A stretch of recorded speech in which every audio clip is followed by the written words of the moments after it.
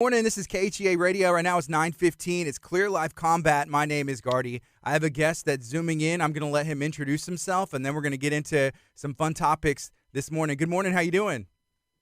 It's Jose Lobo Johnson. Good morning to y'all. Man, I'm just excited to be on. I appreciate the opportunity. Yes, sir. All right. If somebody hasn't had the opportunity to meet you yet, kind of let them know what you got going on. I know you're going to be fighting coming up really quick. When is that, and what can people expect? I'm 13-6 as a pro. I fight next Friday in Houston. Well, Houston, Humble, same difference, I think. Yeah. Only like 10 minutes down the road at the Humble Civic Center.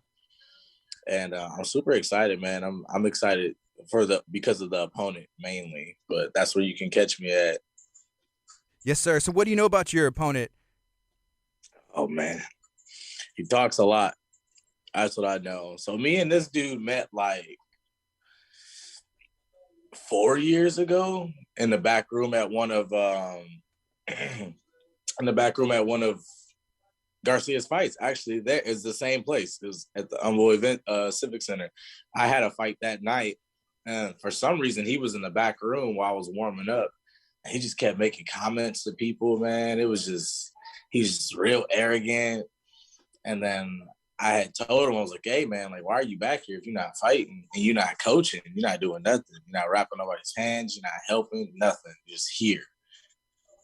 And he's there. He's got his cameras all around him. Like, man, he's just a real, he don't seem very about the sport. You know, like he seems more about what the sport can bring to him rather than like actually enjoying the sport, you know, enjoying the art, different arts. And then he goes, me and him kind of got into like a verbal disagreement. And he threatened to take it to the streets to harm my family, man. And I was like, wow. I'm going to see you in the future. Yeah, and this was before you're fighting that night. You're on the card. On that card, yes. I was fighting. And he said that, and I was like, wow. I was like, that's what we doing? We doing street stuff? Like, and we're pro athletes? Like, why are we doing that? We just fight. He was like, oh, you'll never fight me. You'll never be on my level. I'm about to fight for the UFC. You trying to make it there. Well, I mean, if you go on our Tapology rating, rankings now, I'm ranked number 7 in the country at 135. He's ranked number 405 or something like that. And we're meeting. So I can't wait to be locked in that cage with him. Can't wait. Have you heard anything that he's been saying before this fight leading up, or was there any kind of interaction? He honestly, I'm really surprised that he took this fight after his last fight. He lost a decision to Casey Jones, and I was scheduled to fight Casey Jones, and Casey pulled out like the week of because of his neck. I don't really think it was his neck. I think it was just a bad matchup for him. But he fought him and he lost the decision. But before then he fought on the Ultimate Fighter show and tapped out super early to a guillotine that wasn't even in yet. It's like he mentally quit in the fight. Like he got broke. He was broken in the fight. So like I'm just here to end it. I'm here to end all that talk about him wanting to be a fighter. Like I'm here to end all that. So how do you see February 11th going for Fury over there in Humble? How's that going down? I see me destroying this dude. Honestly, I told my coach, there's nothing that he does that I don't see in practice every day. Like everybody says, like, how do you emulate that awkward karate style? Well, my coach is going to be probably joining us here in a little bit. He's a Taekwondo black belt and he's competed before, and he's super, like when I first ever sparred with him or moved around with him, it was so uncomfortable. And now, because I've done it for so long, like consistently for the last 2 years, I'm ready. That's all he's gonna do is bring that awkward style. And if he tries to take it to the ground, I'm really gonna try to destroy him.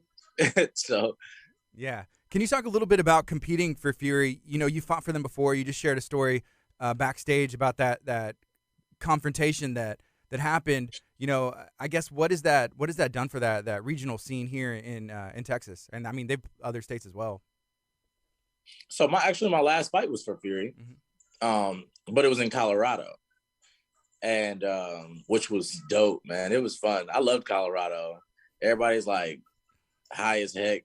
So everybody's like super happy and throwing up double peace signs. It was super welcoming. Everybody's super nice. Everybody's mellow. So it was nice. It's a little colder. And I love Garcia's events, period. I've competed for Garcia for years now, in jiu-jitsu as a pro and in MMA. So I love his events. Plus me and Garcia are pretty cool. We text and call each other on a regular basis. So he's really cool, my manager. So that's what makes it really easy. Who's your manager? And then where do you train out of?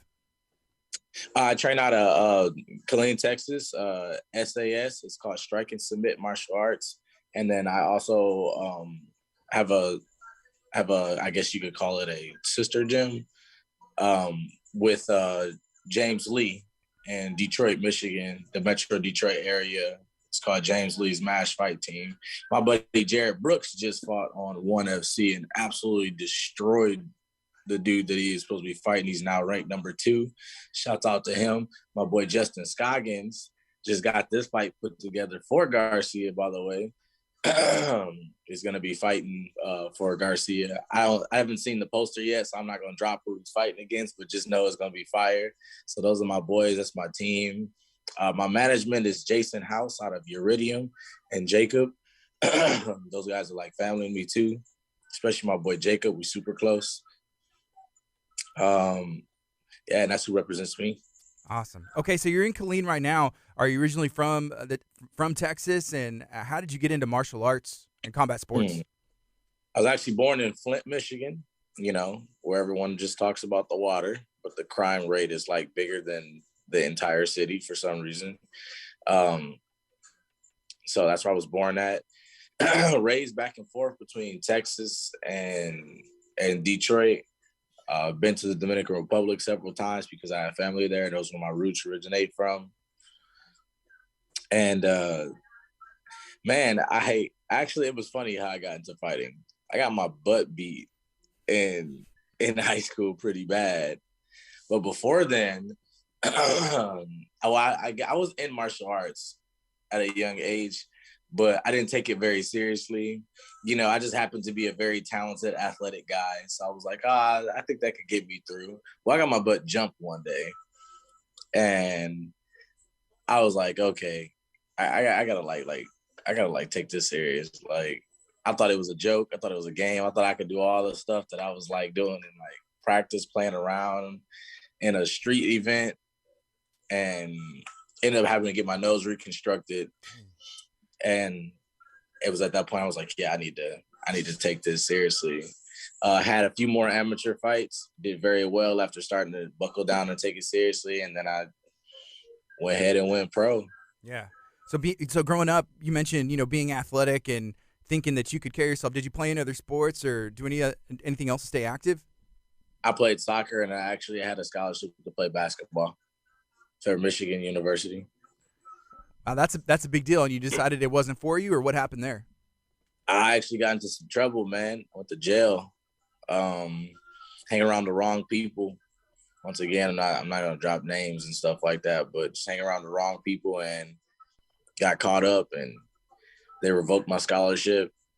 So I took my transcripts and I gave them to Texas A&M, and Texas A&M took them because my grades are great. So ended up transferring over to Texas A&M, moving back to Texas, and been here kind of pretty much ever since. Got married, moved with her to Washington State, and then we separated, got divorced, and I moved back to Texas. So I've been back here for about a year and a half now. You mentioned having good grades. What is it that you wanted to go and study or go to school for? What interested you? Man, I wanted to be a veterinarian. Complete opposite direction of what I do now. Yeah, I wanted to be a veterinarian. So when I was I had a 3.7 all throughout like high school, super good grades. And then when I graduated, I went and started at Michigan State is where I actually started. And then that's when they offered me the scholarship for MU, and they revoked it after I went to jail. Michigan State kicked me out, so I ended up having to transfer over to Texas A&M. When I got to Texas A&M, I minored in psych, and then I majored in biology. So that's what I Yeah. studied. So I don't. One of my friends went to veterinarian school at Texas A&M, and I know it was a good program, but that's a lot of school. That's a lot of school. It's a lot. Yeah. In school. Yeah. It's up. Yeah. So now, okay, so you got into fighting, and I'm assuming, were you training during that time? Yeah, on and off. Yep, yep. So how long have On you and off. been like on a serious, taking fights, and it's been more of a lifestyle? So funny thing about me is I literally would just fight as an amateur just to stay in shape. Like fighting was my training. Okay. Like training for fights. I just messed around with my friends and my coach just messaged me. I just messed around with friends and stuff like that, and then I would just go fight. And I was learning a lot while I was in fights. Actually, my amateur record was 68-12 in MMA. So, That's and I held it was 16 belts successfully at 4 weight classes, 125, 35, 45, and 55. So I was busy as far as being an amateur. Like whenever they called me, it was like, "Hey, we got this fighter. You want to fight him?" I never said no because I've never been that guy. I'm like, "Yeah, run it, let's do it." and at any weight And class, that's crazy. All those different weight classes. yeah, oh my goodness, cutting weight was interesting. Yeah, let's talk a little bit, I guess, on weight. I mean, you have a fight coming up. Whenever we started Mm-hmm. zooming, before we started the stream here, you're eating some Mm-hmm. breakfast. What does that diet and nutrition look like for you? Mm. So for this fight, I guess Delani wanted to be lazy, and didn't want to cut the 135. So I don't have to cut the 135, which is great for me. I don't think you know how tall I am. I'm 6 foot, and I walk around at like around 160 something. So I'm a heavy 135er, and I'm a big 135er, and it's hard to get that weight off. So I mean, I was looking forward to the cut because it makes me like angrier, makes me more driven. But man, I'm comfortable with this 45 stuff. We can do this 45 stuff again. I could eat all my proteins I want. Mine just consists of a lot of salmon, a lot of jasmine rice, a lot of stuff like that. Just like a lot of rice and different type of proteins like chicken. I like my steak personally. People would say like, "Oh, red meat is not like the good thing to eat while you're in camp," but me, I like my steak. So Yeah. All right. What's your Instagram handle on social media? And then I want to hear, what is the story behind that? So Platano _ pride 95 is my handle on IG. And Platano is it's just so if anybody, I don't know if like everybody probably should know because it's Texas, but Platanos are plantains. And in my culture, like Platanos are huge. With Puerto Ricans, it's like totones and stuff like that. But with Dominicans, we call them plátanos or manduro. And I just thought it'd be funny. I was like, so whatever you think of the word plátano, you're like, hey, that guy's got to be Dominican. You know what I'm saying? Yeah. Like, so I was like, hey, Plátano _ pride. And I was born in 1995, so why not throw that on there? Yeah. You mentioned going to, traveling to the Dominican Republic and kind of, that's your culture and families from and stuff like that. Have you ever had an opportunity to train out there? Never, which is crazy. So like MMA was like super low. It's super low key in the Dominican Republic. Like for a while, it was like, it was almost like it was like a forbidden art. If you practice MMA in the Dominican Republic, they thought you were weird. Like, what do you mean you're not dancing? You're not singing? Like, Like, you're not playing an instrument? What are you doing? So then boxing came over to the Dominican Republic because, got a lot of guys that go to like the Bronx, New York and stuff like that. And then they get into these boxing gyms and then they take what they learn and they bring it back to La República Dominicana and then they share it and it just grew. Now you got guys who who come over to the States and then they get an MMA knowledge and then they bring it back over to the country, and that's just vastly growing. So the next time I do go back, I definitely am going to hit up some of these MMA gyms because a lot of people hit me up all the time, like, "Hey, bro, whenever you're in La Romana or El Posita, like, can you come do like a seminar?" Mm-hmm. Yeah, so Yeah. super excited. Okay, we talked about this a little bit earlier, but can you describe your style? A lot of people don't know that I actually wrestled because I don't like to wrestle. But I would describe my style. It would consist of like a great cage wrestling background, and then a lot of Dutch kickboxing and Muay Thai. A lot. Yeah. I guess for you, ideally, the rest of this year, this fight after this one, what does it look like for you the rest of this year? And then even for your career, what are the goals you have? I'm just looking forward to making it to the UFC and making some noise. Then when, we make some noise, I open up my own gym, build from there or expand off of the SAS brand and then just build from there. And then I want to be champion. That's awesome. Either 45 or 135, I want to be champion. I have a conversation with Drew Ratajczak. He owns a gym called ACS right here in Lamarck, Texas. And I'm talking to him on Thursday about, life after fighting. There's a lot of guys, and, this is the goal, this is the career, this is what it is. But, things happen and injuries happen or, and he was sharing some of his experience with me yesterday. And having that plan or having your gym and all of those things, that's important.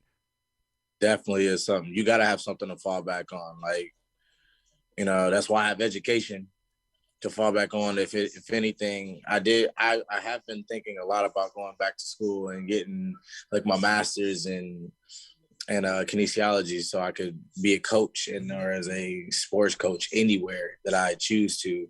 I was wanting to do the veterinarian route, but like you said, that's a lot of schooling.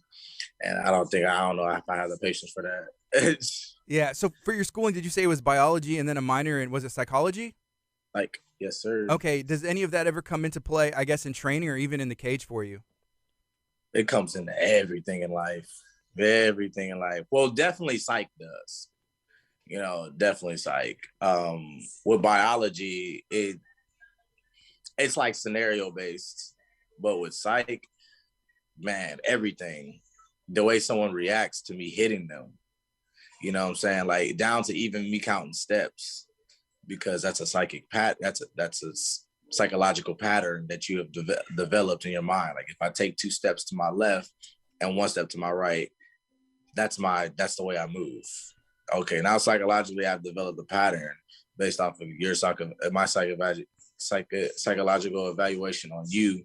So like now it's just a game of chess at that point. And then people who talk themselves up, like this guy that I'm fighting, you know what I'm saying? Like I can tell that, he's not in this to be champion one day. He's in this for what it can bring to him.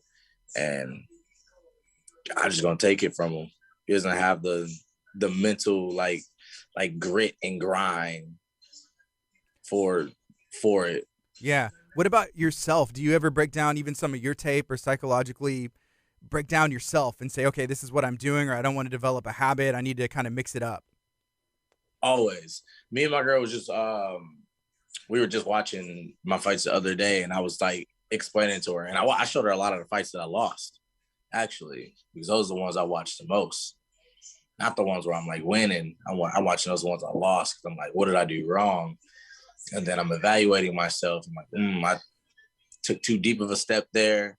Didn't fight enough for the underhook here. Actually, my coaches just messaged me about my fight, a fight that I had lost and we were critiquing it like literally at this moment. We're just doing it. So we do a lot of that. A lot of that. It's not like to get down on myself or anything like that. It's to make myself better. So Yeah, do you help your teammates out as well with that kind of information? Like, hey, I noticed this, or maybe watch out for that or something? always, I slap them right in the face. You don't bring that hand back to your face, I'm smacking you. Yeah. Like, you hit me. Keep your hands up. You bring your hand back to your face. So I'm gonna smack you about it. Hold on 1 second, my brother. Okay. So if you're just now joining us right now, I'm talking to Jose El Lobo Johnson on Clear Life Combat. He's zooming in from Killeen. He's going to be fighting for Fury Fighting Championship. That's February 11th at the Humble Civic Center right outside of Houston, Texas. Fury is, I would say, the premier organization when it comes to MMA maybe outside of the UFC, but they are going to be streaming this live on UFC Fight Pass. So if you don't have the opportunity to make it, but you can get tickets, and you know, furyfc.tv, go get some tickets and go check out Jose Lobo Johnson as he is fighting at 145 against an opponent that looks like they have some history. Yes, sir. Yeah. So what is the rest of the day? I guess from now till the fight on the 11th, what is that going to look like for you? So we just ramped up the cardio this week. So just a lot of cardio stuff, making sure the weight is right, making sure I don't peak, that little stuff, making sure the fine tools are maintenance, ice bathing a lot, going to do cryotherapy. Hey, how just those little things. Yeah. So once it gets through, you know, the weight cut, y'all get weighed in. Do you anticipate any fireworks at the weigh-ins? Oh, I'm bringing them. even if he comes with the humble approach, like, man, you dug yourself a hole. You dug yourself a hole. Like I plan, like, you can't threaten a man's family and then just think like stuff is cool because some time has passed. Like I said, I'm surprised he even took this fight because he already knows how I feel about him, and then he already knows, you know, the type of fighter I am. So I'm very surprised. However, yeah, I'm definitely getting in his face at weigh-ins. Like, it's gonna be an exchange of words. I'm gonna call him out on wanting to not want to cut the 135. So when you fight at 135, so that means you're lazy. You're just being lazy. You don't want to work hard enough for it because he's not big. He's not bigger than me. He doesn't have as much muscle as me. So I don't understand why we couldn't fight at 135, our natural weight class. Would you say there's anything that your opponent does well that you admire about his career or his fighting style or anything? He throws kicks and he markets himself well. He throws really good kicks and he just markets himself. That's all I see, honestly. All right. Well, is there anything else you'd like to share this morning? And I guess how can people follow you and how can they come watch you fight? Yeah, next Friday for Fury FC 57.